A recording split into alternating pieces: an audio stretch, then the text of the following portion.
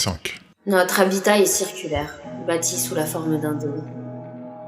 Le dôme est établi sur 15 étages disproportionnés, qui semblent tous visibles depuis l'extérieur. À l'exception du sous-sol, un lieu que nous avons surnommé la boîte noire. La disposition est spécifiquement prévue pour nous. Étant répartis sur plus de 10 étages, cela nous permet d'avoir chacun un étage comme espace personnel. Les étages sont des sortes de lofts, des halls ouverts en leur centre afin de voir les chambres disposées à la périphérie du dôme, presque contre les vitres extérieures. Le dernier étage, le 15e, est un ascenseur donnant accès à la boîte noire, l'espace en sous-sol. C'est là le lieu de recueil des informations et de rendu de rapport. C'est donc ici que je me trouve actuellement. Nous habitons chacun à un étage, à l'exception du sous-sol, du rez-de-chaussée qui est un espace d'entrée fermé, du dernier étage pour l'ascenseur et les 7e et 10e étages qui sont des parties communes, démesurément grandes. Pour ces 2 étages, il s'agit de simples espaces végétalisés sur l'ensemble de la superficie du dôme, d'une hauteur équivalente à 4 autres étages.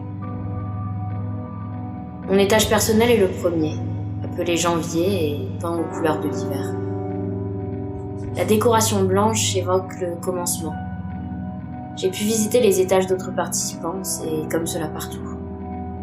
Dès l'entrée d'un étage, vous vous sentez plongé dans les odeurs, lumière et l'ambiance de la période de l'année.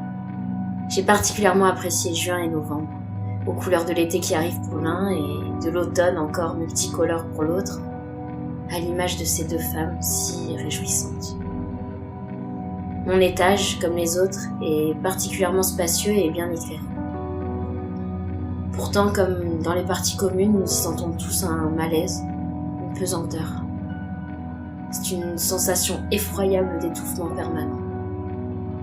Est-ce les caméras dissimulées, de ne pas savoir où nous sommes situés géographiquement ou d'avoir été forcés? Encore une question sans réponse. Ces paradoxes permanents sont pour moi une découverte et une source d'angoisse. Une dernière chose sur ces étages. Lorsque nous devons remettre le rapport final, à la fin de chaque mois, il nous est demandé de prendre l'ascenseur qui descend en sous-sol pour rejoindre la pièce dédiée. Néanmoins, nous ne descendrons pas d'un trait. Même si nous étions mis d'accord sur le rapport, durant sa descente, l'ascenseur s'arrête à chaque étage pour que chaque participant valide ou invalide la décision du groupe sans que quiconque ne détienne tous les votes, sauf celui qui remet le rapport. Oui, je sais. Ainsi, il est possible que le rapporteur se retrouve en situation de rendre un rapport dont l'issue vient d'être refusée sans que les participants dans l'ensemble ne le sachent. Ce qui me conduit à la nécessité de vous présenter les autres participants. Allez en 1.4. Sauf si, bien sûr, vous êtes déjà au courant.